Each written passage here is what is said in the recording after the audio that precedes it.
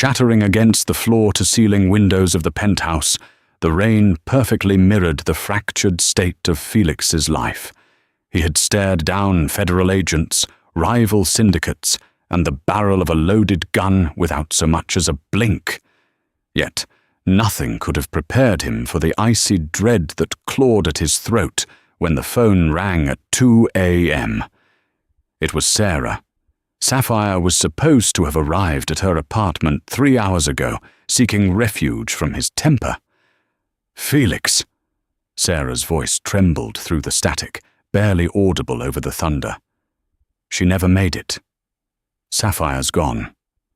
The argument had started over something trivial, a symptom of the festering wound between them, but it ended with the kind of finality that leaves an echo in the room long after the shouting stops. To the city of Chicago, Felix Castellano was the CEO of Castellano Enterprises, a real estate mogul who had revitalized the South Side. To the underworld, he was the man who held the reins of the city's most formidable syndicate, a position inherited through blood and maintained through ruthless precision. And to Sapphire Reynolds, he was the man she loved, until she finally saw the monster beneath the tailored suits.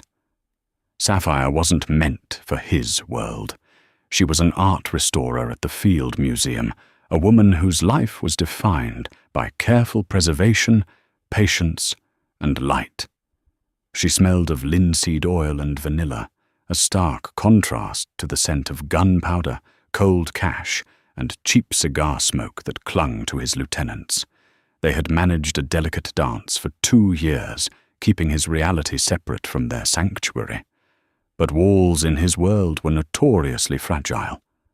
Earlier that evening, she had come home early to the penthouse overlooking Lake Michigan. She had found Arthur Pendleton, a corrupt appellate judge Felix had in his pocket, bleeding on their Persian rug. Felix's right-hand man, Leo Barrett, was applying pressure to Arthur's broken jaw. Felix was standing over him, wiping a single drop of blood from his knuckles with a silk handkerchief. Sapphire had dropped her canvas tote.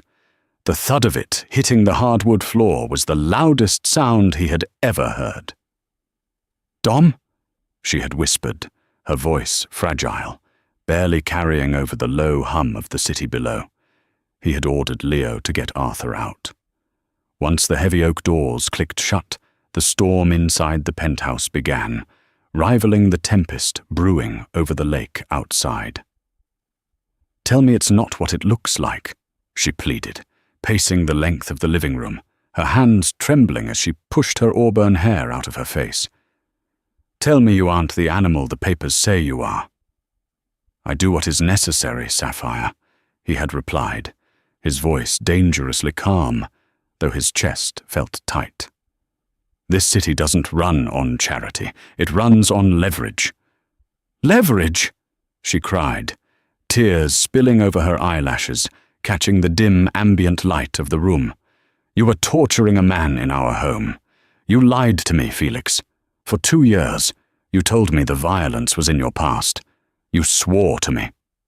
The truth was, Felix loved her too much to let her go, but he was too entrenched in the darkness to change. Seeing her look at him with absolute terror, the same terror he saw in the eyes of his enemies, broke something fundamental inside him. The protective instinct, the very thing that made him a successful boss, twisted into a defensive cruelty. If she stayed, she would either be broken by his world or killed by it. Matteo Rossi, the head of the West Side faction, was already probing his defenses. Sapphire was his only vulnerability. "If you can't stomach the reality of who I am, Sapphire," he said, his tone turning to ice, "then you have no place here." She stopped pacing, the color drained completely from her face. "What are you saying?" "I'm saying I'm done pretending for you. I am Felix Castellano. I rule this city, and I do it with blood on my hands. If that disgusts you, the door is right there." He didn't mean it. Every syllable felt like swallowing glass.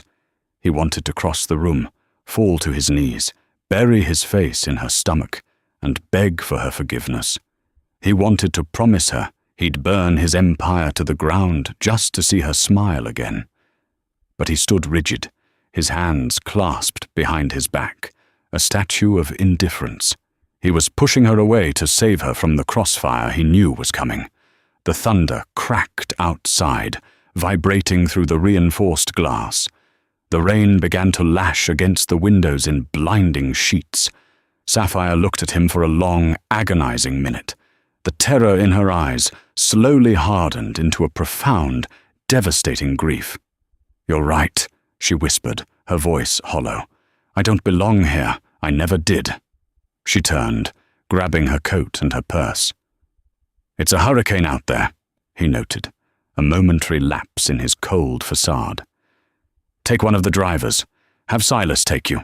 "I wouldn't get in a car with your thugs if my life depended on it," she spat back, her hand on the brass doorknob. "I'm calling Sarah. I'll go to her place."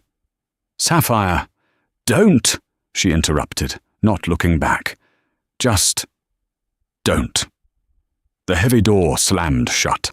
The click of the lock sounded like a gunshot in the massive, suddenly empty penthouse.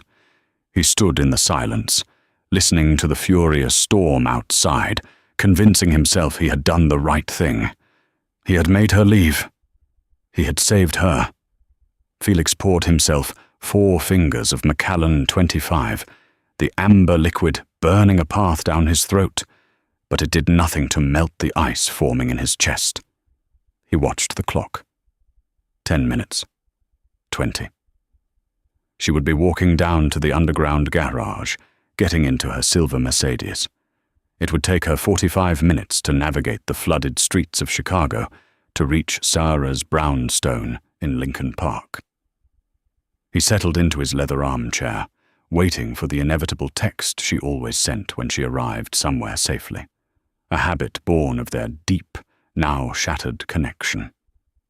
It never came. By midnight, the storm had intensified into a squall. The wind howled through the concrete canyons of downtown Chicago, tearing umbrellas from pedestrians and flooding the lower levels of Wacker Drive. Felix had paced the length of his penthouse at least 200 times.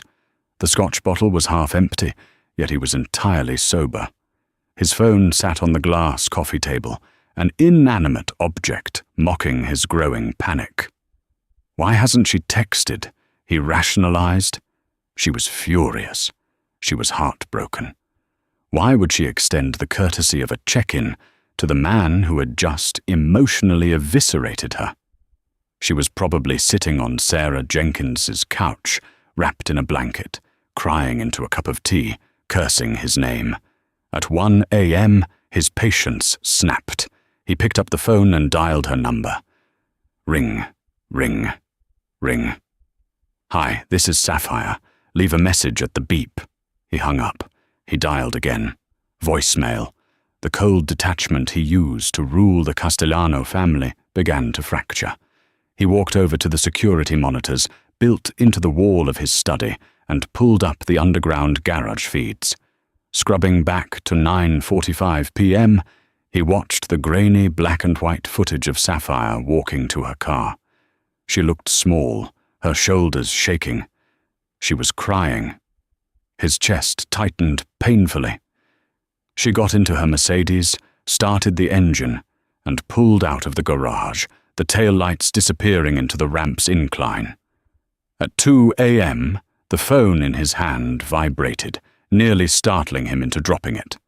The caller ID flashed Sarah Jenkins. Relief washed over him, a physical wave that made his knees weak. Sapphire was there. She was safe, and she was having Sarah call to tell him to go to hell. He swiped the screen to answer. "Tell her I'm sorry," he said immediately, abandoning all pride. "Sarah, tell Sapphire I didn't mean a single word. I'm coming over right now to—" "Felix!" Sarah's voice cut through his rambling. It wasn't angry. It was thin, reedy, and vibrating with pure panic. He stopped. The hairs on the back of his neck stood up. "Sarah?" What is it? Dom, is Sapphire still with you? The air in the room was suddenly sucked out. What are you talking about? She left hours ago. She said she was coming to your place. A ragged sob tore through the phone speaker. She never made it. She never made it to my house, Felix. I've been waiting. I thought maybe she changed her mind, or the storm slowed her down. But she's not answering her phone, and I called the hospitals. Stop, he commanded, his voice dropping an octave, returning to the lethal calm of the boss. The panic was locked away in a titanium vault in his mind. Right now, he needed to be a machine. What time did she call you? At 9:50, Sarah cried. She was crying so hard, Dom. She said you threw her out. She said she was driving up Lakeshore Drive, and that the rain was terrible, and she could barely see. Then the call just dropped. I thought she lost a cell tower in the storm. I texted her. Nothing. 9:50 p.m.? She had barely been on the road for 5 minutes. Did she say anything else? Anything unusual? Did she mention another car? No, just the rain. Felix, please, you have to find her. If she crashed into the lake, I will find her, he stated, the promise etched in absolute certainty. Stay in your apartment. Lock your doors. Do not call the police yet. Let me handle this. He ended the call and pressed a speed dial button. The phone barely rang once before a gruff voice answered. Boss, Leo Barrett said, sounding wide awake despite the hour.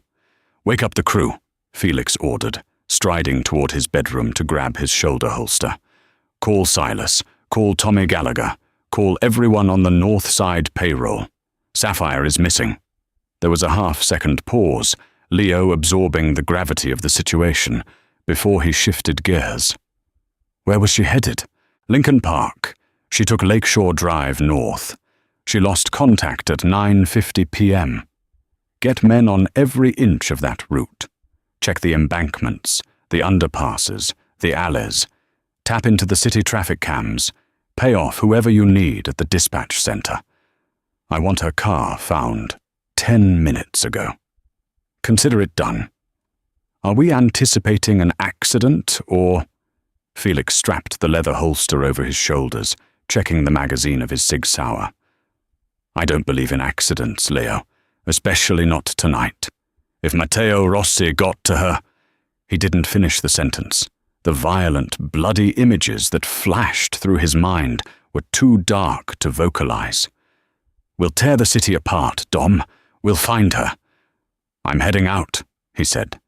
Meet me at the Oak Street curve. We start there. He grabbed his long black trench coat and rushed out the door. The elevator descent felt agonizingly slow. The reflection in the brass doors didn't show the polished CEO anymore. It showed a predator who had just realized his mate was stolen from the den. He stepped into the underground garage. The silence where her silver Mercedes usually sat was deafening. He climbed into his armored SUV, the heavy door slamming shut, sealing him into the quiet interior. As he fired up the engine, his phone beeped with a text from Leo. Traffic cam on Lake Shore and North Avenue went dead at 9:48 p.m. City says power surge. I don't buy it. Neither did Felix. Someone had blinded the cameras. This was a targeted strike. He slammed his foot on the accelerator, the tires squealing against the concrete as he shot out into the unforgiving storm. The torrential rain made driving nearly impossible.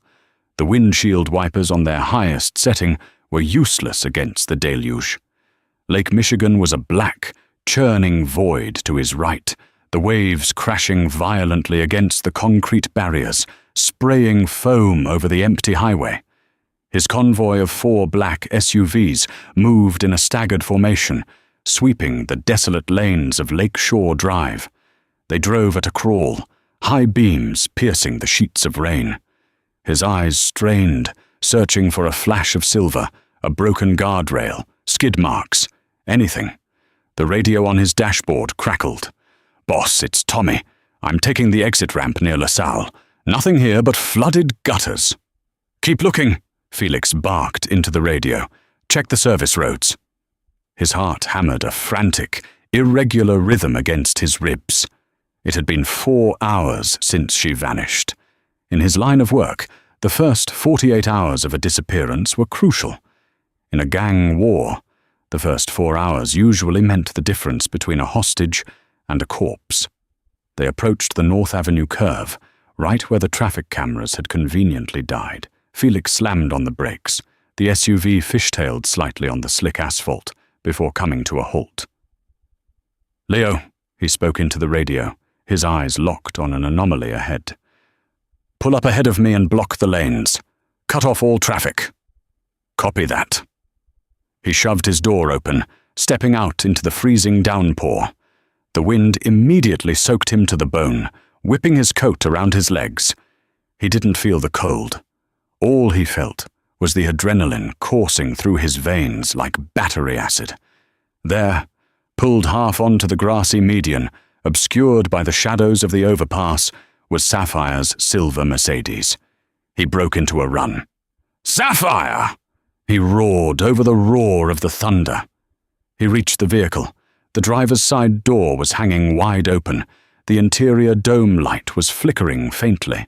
Rain was blowing sideways into the pristine, cream leather interior, soaking the seats. "Sapphire!" He ripped his flashlight from his belt, shining it into the cabin. Empty. The keys were still in the ignition, the engine dead. Her cell phone was lying face down on the passenger seat floorboard. He reached in and grabbed it. The screen was cracked. Leo came running up behind him, his weapon drawn, scanning the perimeter. "Dom? Is she—" "She's not here," Felix growled, his voice rough with panic. He shined the light on the pavement outside the open door. "Look," Leo pointed. Despite the heavy rain washing the asphalt, there were faint scuff marks, dark streaks of rubber where someone had dragged their heels. It wasn't an accident. She had been pulled from the car. Felix moved the flashlight beam further down the median, following the imagined trajectory of a struggle. About 10 feet from the car, caught in a puddle, something glinted.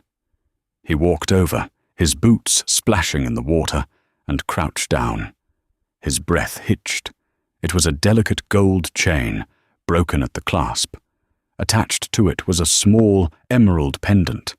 He had given it to her for their 1-year anniversary. He picked it up, the metal ice cold against his skin. His thumb traced the stone. He could almost smell her vanilla perfume beneath the sharp scent of the wet asphalt. "They took her, Leo," he said. Standing up, the pendant clenched so tightly in his fist that the broken chain cut into his palm. The despair was instantaneously incinerated by a white-hot, consuming rage. "Was it Rossi?" Leo asked, stepping closer to inspect the car. "Rossi's guys don't usually work this clean. No blood, no broken glass. They just cut off the cameras, boxed her in, and snatched her." "We'll find out," Felix said, his eyes scanning the darkness of the city skyline. "Get forensics here, our guys. Not the cops. I want this car dusted. I want the tire tracks photographed. Find out who maintains the city traffic grid and bring him to the warehouse. He's going to tell me exactly how those cameras died." Suddenly, Tommy Gallagher's voice came over Leo's radio. "Leo, Dom, you guys need to see this. I'm on the lower access road, right beneath the overpass you're standing on." "What did you find, Tommy?" Felix demanded, snatching the radio from Leo. "There's a homeless encampment down here. One of the guys, he says he saw the whole thing. He was hiding under a tarp when the cars pulled up. Hold him there. Do not let him leave. I'm coming down." Felix sprinted toward the embankment, sliding down the muddy, rain-slicked slope with Leo right behind him. Beneath the concrete overpass, the rain was reduced to a heavy drip. A few tents and cardboard structures were huddled against the pillars. Tommy was standing next to a terrified older man wrapped in a soaked, moving blanket. "Tell the boss what you told me," Tommy commanded, holding a flashlight on the man. The man squinted against the glare, looking at Felix with wide, bloodshot eyes. "I didn't want no trouble, man. I just saw the lights." "I don't care about you being here," Felix said, pulling a thick wad of $100 bills from his coat pocket and shoving it into the man's trembling hands. "I need to know what you saw. The woman in the silver car up there. Who took her?" The man looked at the money, then up at him, swallowing hard. "It was 2 cars, black SUVs like yours. They blocked her in, front and back." "Did you see their faces? Any markings on the cars?" "No, they wore masks. Black masks. They dragged her out. She was fighting, kicking, screaming for help. But the rain was so loud." Felix's stomach violently churned. The image of Sapphire, terrified and alone in the dark, fighting off masked men, made him want to tear the concrete pillars down with his bare hands. Where did they go? They shoved her in the back of the front SUV and took off south, back toward the city. The old man hesitated, clutching the cash tightly. "But, Mr. What?" Felix snapped. "What else?" When one of the men opened the door to shove her in, the interior light came on. "I saw the driver." Felix grabbed the man by the lapels of his sodden coat, hauling him an inch off the ground. "Who was it? Describe him." "Dom, take it easy," Leo warned gently, putting a hand on his shoulder. He dropped the man, breathing heavily. "Tell me." He was wearing a suit. White hair, slicked back. He had a scar. The man drew a finger down his own left cheek. Right here, from his eye to his jaw. The air left Felix's lungs. The roaring of the storm seemed to fade into a high-pitched ringing in his ears. Leo stared at him, his face pale in the flashlight beam. "Dom." A scar from the eye to the jaw. White hair. It wasn't Matteo Rossi. It wasn't a rival gang. "Victor," Felix whispered, the name tasting like ash in his mouth. Victor Rossi wasn't a rival. Victor was his uncle. He was the consigliere of the Castellano family. He was the man who had taught Felix how to shoot, the man who had stood by his father's side, and the man who, until 10 seconds ago, he trusted with his life. The betrayal hit Felix with the force of a freight train, but it was quickly eclipsed by a horrifying realization. If Victor had Sapphire, this wasn't about leverage. This was a coup. He was using her to draw Felix out, to break him, to take the throne for himself. He turned to Leo, his expression hardened into a mask of pure, unadulterated violence. The grief was gone. Only the war remained. "Call the rest of the family," Felix ordered, his voice deadly quiet. "Tell them anyone who aligns with Victor dies tonight." "And Leo?" "Yeah, boss?" "Get the armory opened. We are going to burn this city to the ground until I get her back." The underground armory beneath the Castellano Front Company, a high-end logistics firm in the West Loop, smelled of gun oil, stale coffee, and impending death. His men moved with a terrifying, synchronized efficiency. Heavy Kevlar vests were strapped over tailored shirts. Suppressors were threaded onto the barrels of custom Heckler and Koch submachine guns. The clatter of magazines being loaded into assault rifles echoed off the concrete walls, a percussion track to the symphony of his rage. Felix stood at the head of a stainless steel tactical table, staring at a sprawling blueprint of the city and its outskirts. The storm outside was still raging, hammering against the reinforced steel doors of the loading dock above them, but the tempest in his mind was infinitely more destructive. Victor, his father's brother. The man who had taught him how to hold his breath before pulling a trigger. The man who had placed the heavy gold family signet ring on his finger the day his father died of a sudden, massive coronary. To the rest of the Chicago underworld, Victor was the untouchable elder statesman. To Felix, he was blood. And in their world, when blood betrayed you, the retaliation had to be biblical. "I have 50 men securing the perimeter of the downtown territory," Leo said, stepping up to the table. His usually calm demeanor was replaced by a grim, hard edge. "Tommy is coordinating the strike teams. But Dom, Victor has been the consigliere for 30 years. He knows our protocols, our safe houses, our patrol routes. He's a ghost." "No one is a ghost, Leo," Felix rasped, his voice sounding like gravel. He slammed his fist onto the steel table, making the radios and spare magazines jump. "He's an old man playing a young man's game. He needs a secure location, somewhere off the grid, but large enough to hold a hostage and a garrison of traitors. He wouldn't take her to a residential property, he'd go industrial." Silas, a hulking enforcer with a mind for logistics, pointed a thick finger at the map.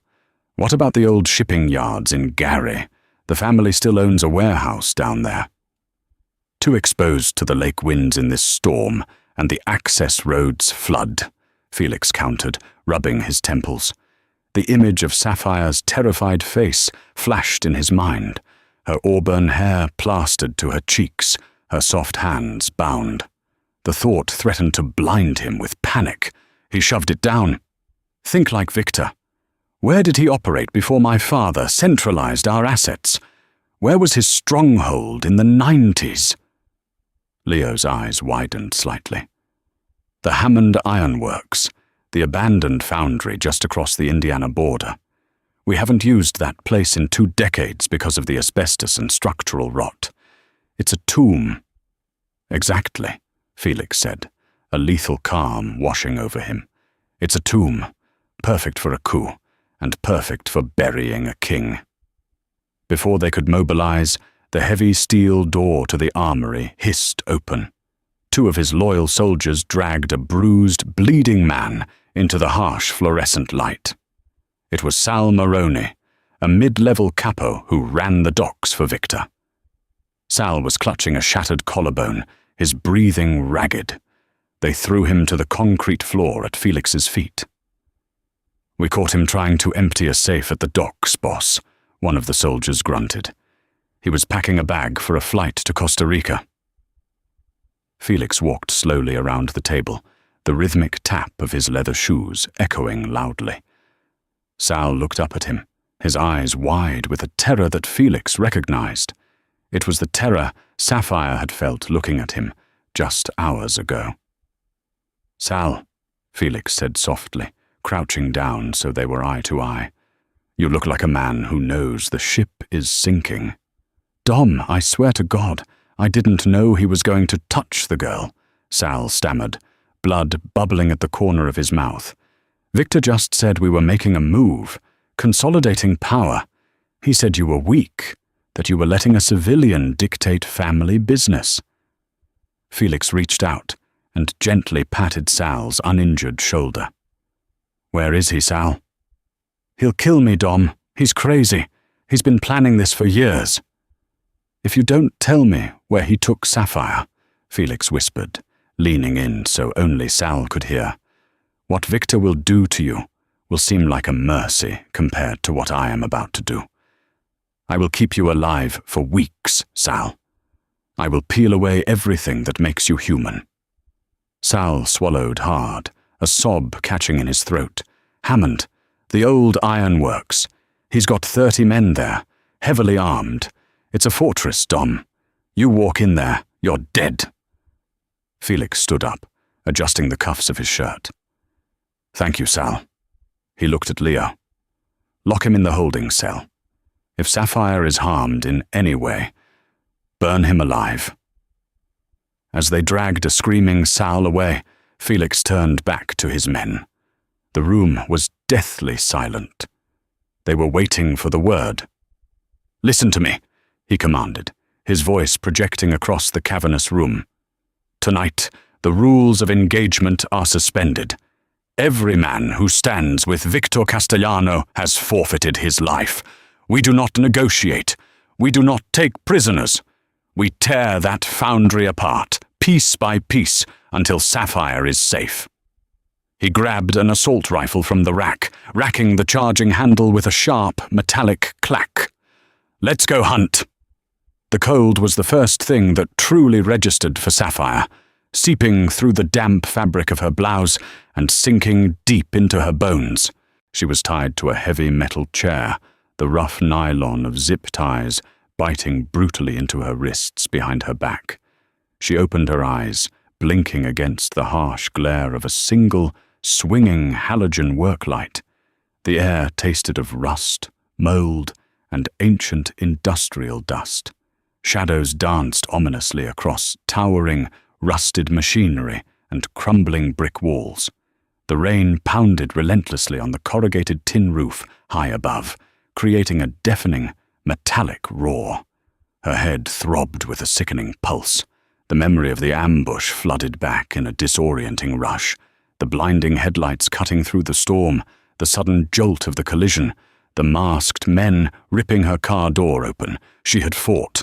She had kicked and clawed, but a heavy hand had clamped over her mouth, pressing a sweet, chemical-smelling cloth to her face until the world faded to black. "She's awake." The voice was gravelly and dry. From the shadows beyond the halo of the work light stepped a man. He was older, perhaps in his late 60s, impeccably dressed in a charcoal three-piece suit that seemed absurdly out of place in this decaying ruin. His silver hair was slicked back, and a jagged pale scar ran from his left eye down to his jawline. Sapphire recognized him instantly. He was in several of the photographs displayed in Felix's private study. Victor, Felix's uncle. "Mr. Castellano," she managed to say, her throat dry and raspy. Victor smiled, a cold, empty expression that didn't reach his eyes. "Sapphire, I apologize for the rough accommodations. Needs must, as they say." "What is this?" she demanded, forcing down the rising tide of panic. She was an art restorer. She spent her days repairing 14th century tapestries with microscopic precision. She was not built for the violent, kinetic world Felix inhabited. Yet, here she was, trapped in its ugly center. "Why have you brought me here? Felix and we're over. I left him tonight. I'm of no use to you." Victor chuckled, pulling a silver cigarette case from his breast pocket. He extracted a cigarette and lit it with a gold Zippo. "Oh, my dear, you underestimate your own value, and you vastly underestimate my nephew's obsession with you. You leaving him doesn't change a thing. He views you as his property, his fragile little bird. He will come for you, and that is exactly what I need him to do." "You're using me as bait," she said, the reality chilling her further than the damp air. "Astute," Victor replied, blowing a stream of blue smoke into the beam of light. "Felix has become soft. He builds legitimate skyscrapers, attends charity galas, and sleeps next to a woman who faints at the sight of blood. Our family was built on fear, Sapphire, on blood. Felix is trying to wash his hands clean, and in doing so, he is leaving the family vulnerable." "So you're going to kill him," she stated, her heart performing a painful, stuttering rhythm. Despite everything, despite the terror of discovering the truth about Felix, despite the brutal argument that had shattered their relationship, the thought of him dying sent a spear of pure agony through her chest. "I am going to take back what belongs to me," Victor corrected smoothly. "Felix's father, my brother, stole the family from me years ago. When he died, conveniently. Felix was the golden boy, but the boy is a fool. He let a pretty face become his singular weakness." Victor leaned in close, the smell of tobacco and expensive cologne turning her stomach. "He will walk into this foundry tonight to save you, Sapphire. And when he does, my men will cut him to ribbons. Then I will take his ring. and I will take his empire." "He's not a fool," she spat, finding a sudden, desperate reservoir of courage. "He knows what you are. If you think he's just going to walk into a trap blindly, you don't know him at all." Victor's eyes hardened, the faux gentility vanishing. He backhanded her across the face. The strike was blindingly fast, the heavy gold ring on his finger cutting into her cheekbone. Her head snapped to the side, and the metallic taste of blood flooded her mouth. "Do not presume to know my family, girl," he snarled. He turned on his heel and walked back into the darkness. "Keep your weapons hot," she heard him bark at unseen men. "He'll be here soon." She was left alone in the pool of light, her cheek throbbing violently. Sapphire took a deep, shaky breath, fighting the urge to cry. Crying wouldn't save her. She had to think. She twisted her wrists experimentally. The zip ties were impossibly tight, cutting off the circulation to her fingers. But as she shifted her weight, her right hand brushed against the pocket of her damp trousers. Her heart leaped. Earlier that day, at the museum laboratory, she had been working on a stubborn layer of oxidized varnish on a Renaissance panel. She had slipped a small glass vial of acetone-based industrial solvent into her pocket to take to her secondary workstation, and she had forgotten to take it out when she rushed home. It was a long shot, a ridiculous, desperate long shot. Sapphire twisted her body, arching her back to reach into her pocket with bound hands. Her fingers were numb, clumsy. She scraped her knuckles against the rough fabric, digging, stretching. Finally, her fingertips grazed the smooth, cold glass of the vial. It took her 5 agonizing minutes to maneuver the vial out of her pocket and into the palm of her hand. She couldn't uncap it with her hands bound, so she made a terrifying choice. She squeezed the vial in her fist, pressing the glass against the heavy metal frame of the chair behind her, and pushed with all her strength. Crack! The thin glass shattered. Pain flared as shards sliced into her palm, but she ignored it. The potent, dizzying fumes of the solvent immediately filled the air. The liquid poured over her hands, soaking into the thick nylon of the zip ties. Acetone degrades certain types of plastics and nylons. It wouldn't melt them instantly, but it would weaken their structural integrity. Sapphire rubbed her wrists together frantically, working the chemical into the locking mechanism of the ties, ignoring the sting of the solvent seeping into her open cuts. Suddenly, a massive explosion shook the ground beneath her. The sound was deafening, a percussive shock wave that rattled the dust from the rafters. The heavy steel double doors at the far end of the foundry blew entirely off their hinges, flying into the darkness in a shower of sparks and smoke. Gunfire erupted. It wasn't the sporadic popping of a shootout. It was a sustained, deafening roar of automatic weapons. Shouts and screams echoed through the cavernous space, quickly silenced by the ruthless precision of the assault. "Hold the line!" Victor's voice screamed from the catwalk above her. "Suppressing fire!" Sapphire yanked her arms outward with every ounce of strength she possessed. The weakened plastic of the zip ties snapped. Her arms flew forward, free. She collapsed forward out of the chair, landing on the cold, dirty concrete just as a barrage of bullets tore through the space where her chest had been a second before. She scrambled backward on her hands and knees, crawling behind the massive steel base of a dormant, smelting furnace. She curled into a ball, covering her ears as the foundry turned into an absolute war zone. Through the chaos, the smoke, and the strobe light flashes of muzzle fire, she saw him. Felix. He moved like a demon unleashed from hell. He wasn't the tailored, composed CEO she knew. He was clad in black tactical gear, an assault rifle pressed to his shoulder, advancing with terrifying, unstoppable momentum. His face was a mask of pure, concentrated violence. He dropped 3 of Victor's men in quick succession without breaking his stride, his movements brutally efficient and entirely devoid of hesitation or mercy. This was the monster she had accused him of being. This was the terrifying reality of his world. And as she watched him carve a path of destruction through the foundry, risking his empire and his life, she realized a terrifying truth of her own. He was doing it for her. "Felix!" she screamed, her voice tearing through her throat. His head snapped toward her direction. Even across the massive, smoke-filled room, their eyes locked. The lethal mask slipped for a fraction of a second, revealing a profound, desperate relief. But her scream had also alerted Victor. Before Felix could close the distance, a hand grabbed a fistful of Sapphire's hair, yanking her violently upward from behind the furnace. She cried out in pain as Victor dragged her backward, a heavy, cold steel barrel pressing brutally against her temple. The gunfire in the room abruptly ceased.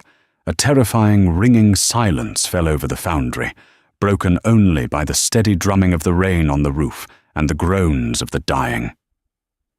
Felix stopped 30 feet away. He lowered his rifle slightly, his chest heaving, his dark eyes fixed on Victor. Leo and a dozen of Felix's heavily armed men fanned out behind him, their laser sights painting a constellation of red dots on Victor's chest. "Drop the gun, Victor," Felix said. His voice was no longer a shout. It was a terrifyingly calm, dead whisper that carried over the vast space. "Drop it, and I will give you a clean death." Victor laughed, a wet, breathless sound, pulling Sapphire tighter against him as a human shield. "Look at you, nephew, ready to throw away the Castellano legacy for a museum clerk. Your father is spinning in his grave." "My father is dead because of you," Felix replied, his voice vibrating with absolute certainty. "Sal was very talkative before he bled out. I know everything, Victor." Victor's grip tightened on Sapphire's hair. He cocked the hammer of the gun against her head. "It doesn't matter what you know, Dom. Tell your men to drop their weapons, or I paint this machinery with her brains." Felix didn't flinch. He didn't order his men to stand down. He just looked at her. His eyes communicated 1,000 words in a single second. Apology, rage, and a terrifying promise. "Close your eyes, Sapphire," Felix said softly. Sapphire squeezed her eyes shut. She didn't pray. Her mind was too fractured, a kaleidoscope of terror and the suffocating scent of gunpowder. She simply braced for the end. But the shot that tore through the sudden, suffocating silence of the foundry didn't come from the gun pressed to her temple. It didn't come from Felix's rifle either. It came from above. A deafening, echoing crack shattered the air, immediately followed by a wet, sickening thud. The cold steel of the barrel vanished from her skin. The heavy grip on her hair was violently wrenched away, sending her sprawling face first onto the unforgiving concrete. She scrambled up onto her elbows, gasping for air, her ears ringing with a high-pitched whine. Victor was on the ground 3 feet away, screaming. His right shoulder was a ruined mess of crimson and torn charcoal fabric. His gun lay on the floor, kicked out of reach by the sudden impact.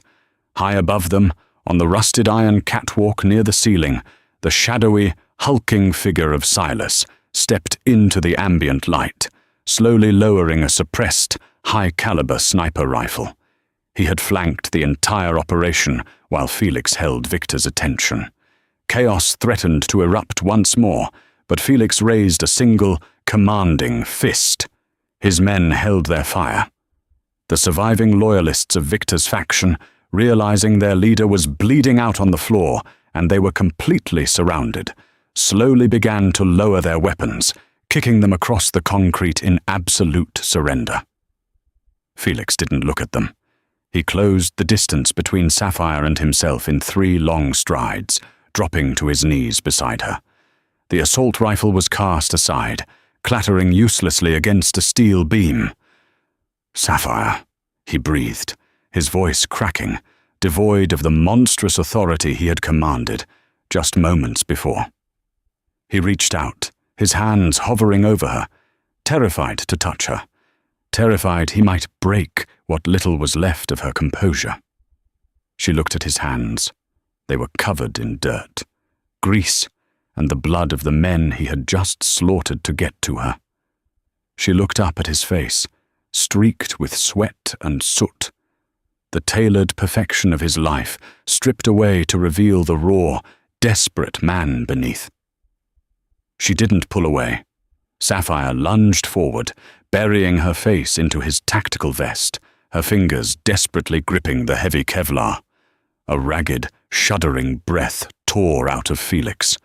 He wrapped his arms around her, burying his face in her hair, crushing her against his chest, as if trying to merge their bodies into one to ensure she couldn't be taken again.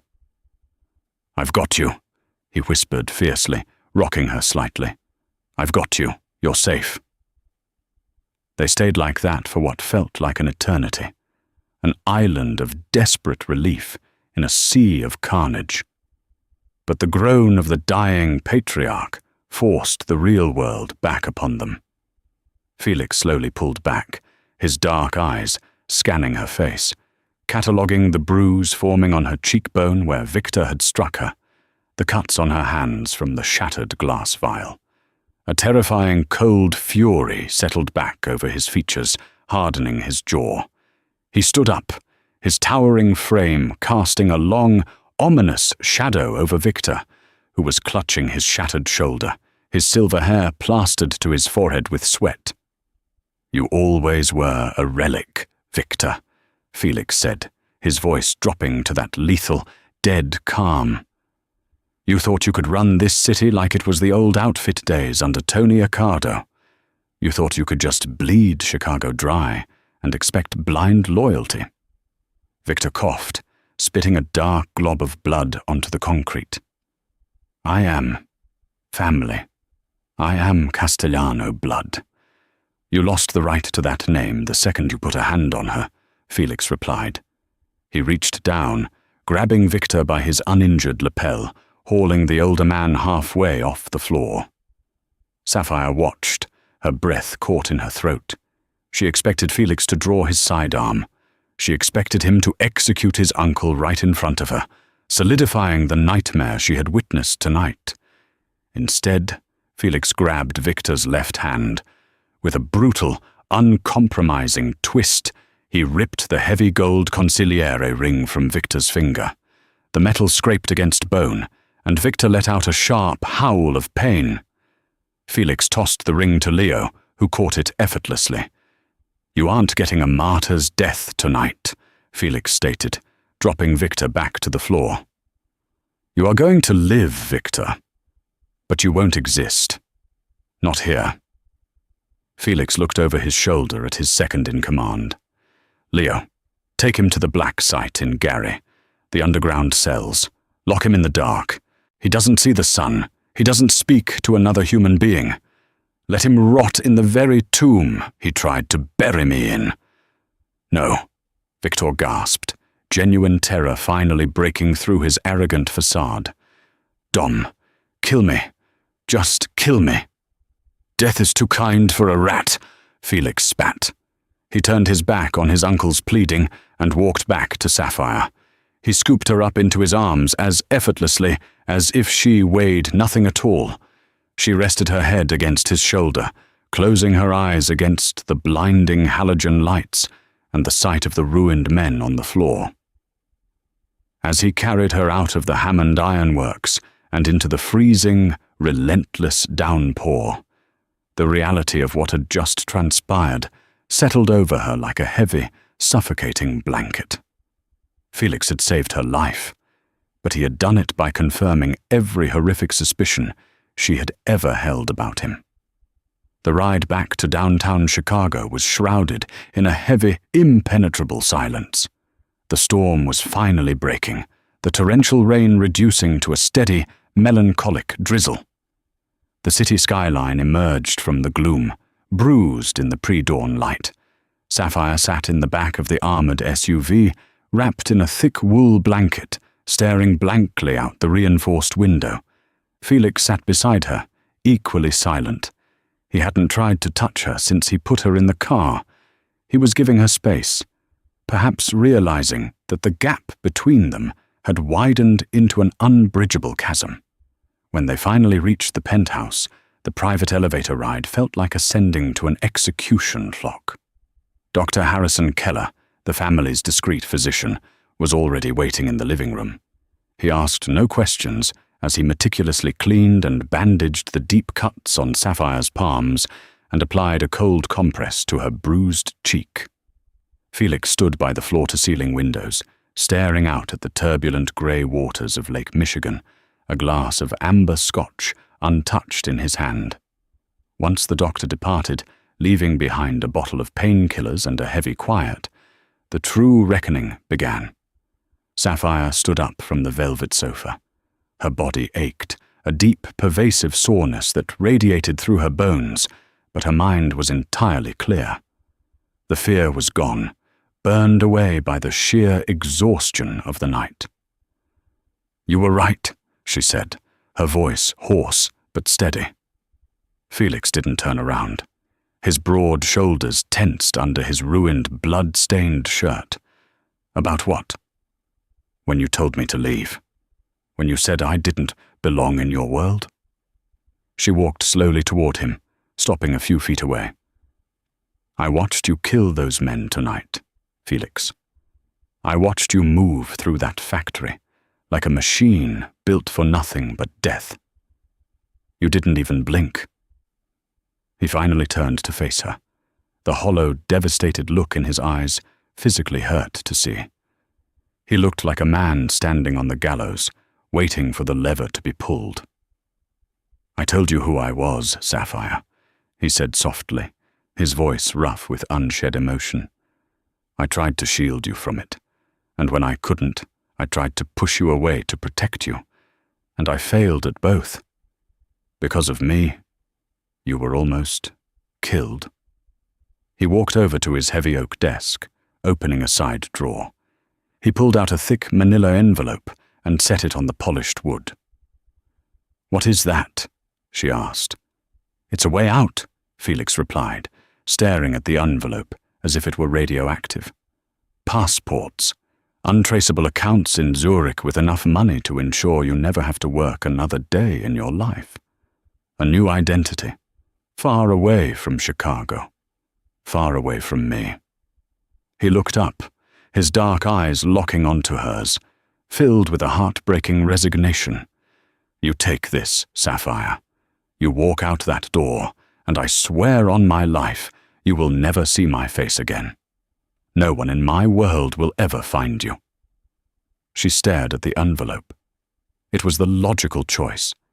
It was the safe choice.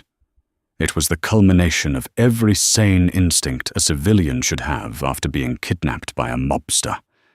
But as she looked at Felix, at the blood on his clothes, the absolute devastation in his posture, the man who had quite literally marched into hell and burned it down just to pull her out, a profound, twisted realization settled in her heart. She didn't want the envelope. Sapphire walked past the desk, ignoring the manila folder completely, and closed the distance between them. She reached up, placing her bandaged hands on his chest, feeling the frantic, heavy beating of his heart beneath the ruined fabric. "You're an absolute monster, Felix Castellano," she whispered, the truth of the words hanging heavy in the air between them. He closed his eyes, a single tear escaping, tracking through the soot on his cheek. "I know. But," she continued, her voice firming, "you're my monster, and I am not leaving you. Not in the rain. Not ever again." His eyes snapped open, a shockwave of disbelief registering on his face. He stared at her, searching for a lie, for the trauma talking, but he found nothing but absolute, ironclad resolve. "Sapphire, you can't," he stammered, shaking his head. "You saw what I am capable of. You saw the reality of this life. I saw a man who loves me enough to destroy anything that threatens me, she corrected him, her fingers tracing the hard line of his jaw. "But if I stay, Felix, things change. Tonight was the end." "The end of what?" "The end of the bloodshed," she demanded, stepping closer, tilting her head up to meet his gaze. "You said Victor was a relic. Prove it. The real estate, the logistics, the legit businesses. That becomes the empire. You phase out the extortion, the rackets, the street wars. You clean this family up, or so help me God, I will take that envelope and disappear." It was a staggering demand. She was asking a mob boss to dismantle the very foundation of his underworld reign. But Felix didn't hesitate. He didn't argue. He looked down at her. The terrifying boss of Chicago, replaced entirely by the man who worshipped the ground she walked on. "Done," he breathed, the promise sealed with a finality that brooked no debate. He cupped her face with his large, calloused hands, his touch so incredibly gentle it belied the violence he was capable of. When he kissed her, it tasted like ash, scotch, and salvation. It was the desperate, bruising kiss of a man who had stared into the abyss of losing everything and had miraculously been pulled back from the edge. They were broken, battered, and standing on the ashes of a violent coup. But as the first real rays of morning sun finally pierced through the storm clouds, illuminating the blood and the gold scattered across the penthouse floor, Sapphire knew one thing for certain. She wasn't just the art restorer anymore. She was the architect of the new Castellano Empire. The storm that ravaged Chicago that night washed away the old guard, taking Victor's tyranny with it. True to his word, Felix began the arduous, dangerous process of legitimizing the Castellano syndicate. It wasn't easy. The underworld doesn't surrender its shadows without a fight. But with the ruthless precision he once used for war, Felix built a legitimate dynasty. Sapphire returned to the museum, her sanctuary of preservation, but her evenings were spent reviewing contracts and land deeds alongside the man who ruled the city. She had accepted the darkness in him, and in return, he gave her the power to bring him into the light. They were a paradox, a foundation built on blood, now striving for grace.